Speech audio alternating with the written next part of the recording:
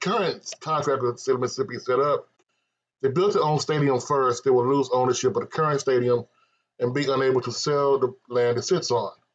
They'll be offered little to no state funding for the new stadium. In essence, they have to donate the current stadium back to the state. I'm sure they've been eyeing the fees for a while. It's like everything Mississippi legislation, Jackson State's a tough position, blah, blah, blah. People a long time ago, they told you the answer.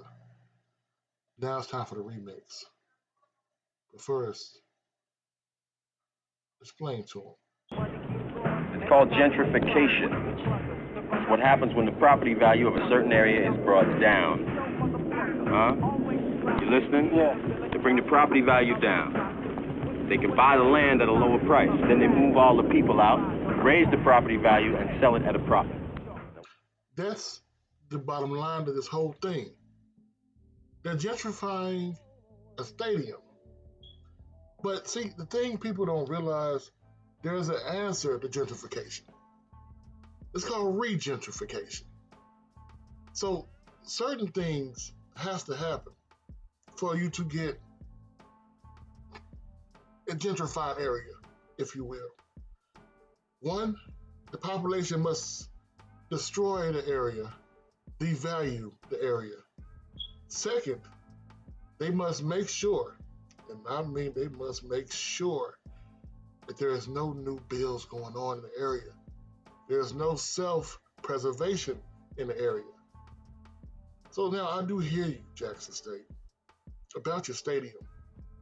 Now you can build one on campus, and of course the young person who eloquently put this on my video stated, if they build on campus, they'll lose the land, or they may get a discounted rate. Okay, what is one thing people hate to see you do? Improve yourself. I said in a video prior, I talked to a young man who said, white people only respect you if you respect yourself. They only care about certain things if you care about it. So now you know they want the stadium. You know they want the area around the stadium. But yet, you haven't did anything to improve it. Now, I'm not in Jackson. I'm not on the ground at 1400 Lynch Street. But I can still see from afar. I hear y'all talking about for years about the lights. They be fixed for night games. I see y'all put a tarp over part of the stadium because the seating was not right or something wasn't right. What happens if the people who want to buy your stadium at a discount and put you somewhere else, now they see you fixing it? They see you fixing up the entire area around the stadium because, for one,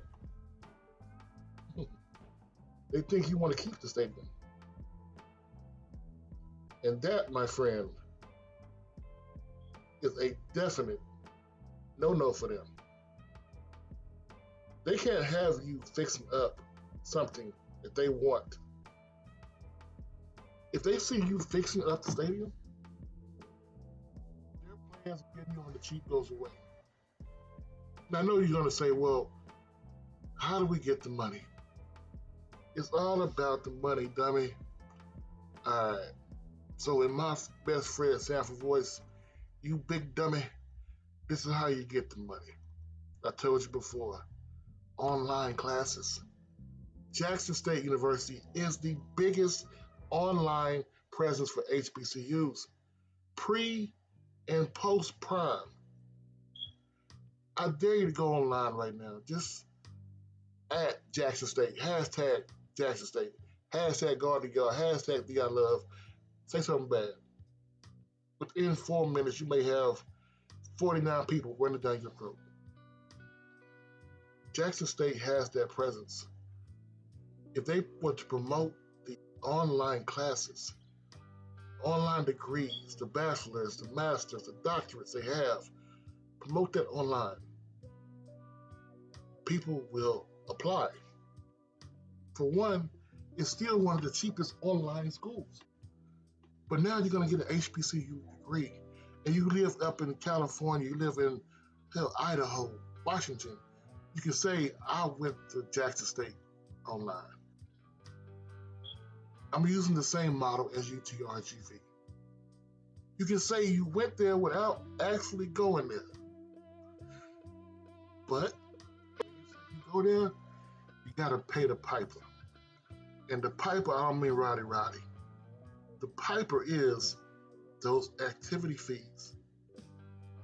Now, I don't want to hear this crap about, well, why would someone pay activity fees if they're not going to be there? The activity fees come with certain perks. You get to jump the line to buy 2 homecoming tickets. You get first come, first serve for basketball tickets. You may live in California, but you may take a flight to Jackson, Mississippi. And when you do, you will have baseball tickets, soccer tickets. You have their first ability to buy them. You won't have them first ability to buy them.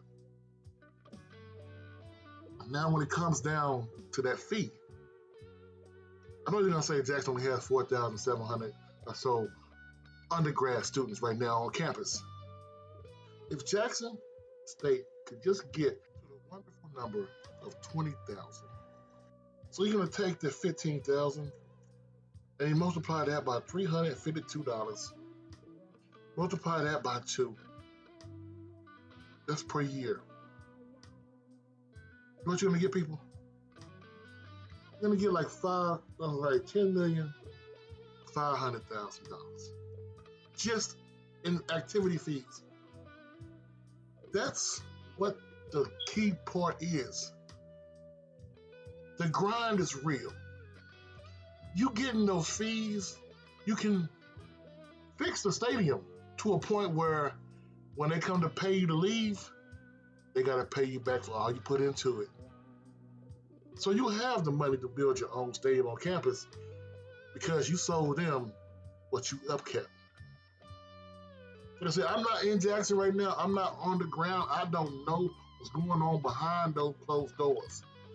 But from what we see on the outside, and I may not have a clue in hell what's going on, this is just an idea on how to unlock the gentrification model. I see it. In Austin, we have the same thing happen. All of East Austin, up to 35, up to UT's Disch Falk Stadium was all black 7 years ago. Then 3 years ago, it became all white. I'm proud to say, this last year, we're back, baby. It's a way to unlock the gentrification. It's a way to unlock and make it to your own betterment.